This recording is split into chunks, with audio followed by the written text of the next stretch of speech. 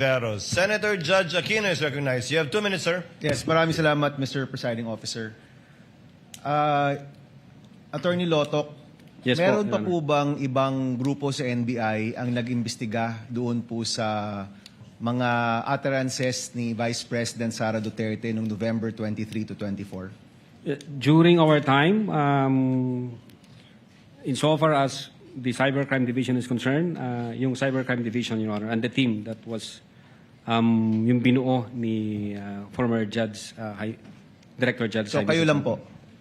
At that time, sir, hindi ko na po alam ngayon kung sino yung mga team na, kasi nalipat na po ako sa ibang region, sir. Okay. Yung tanong ko po kasi ay nakatukoy dun sa taong nakausap o sinasabing na kontrata ni Vice President Sara Duterte para patayin yung Presidente, First Lady at former Speaker.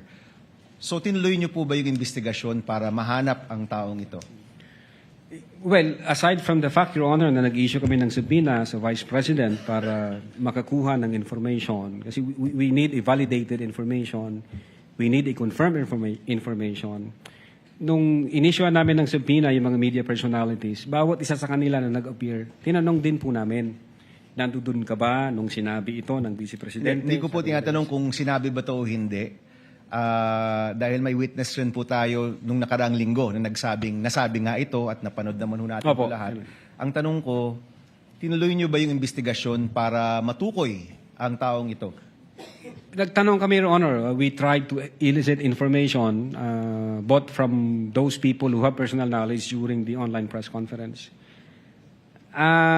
Unfortunately, wala ako kaming ma-establish na validated information na confirmed. So, in fact, hanggang ngayon, nag-aantay po kami. Hindi ho katulad dito sa nangyari, may apparent commission of the crime dahil nandiyan yung video eh.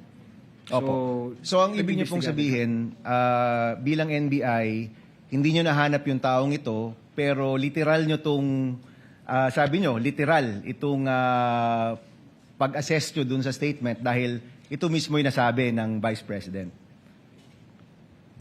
Well, Your Honor, if the second highest official of the land sinabi yan, it's hindi ho biro yan.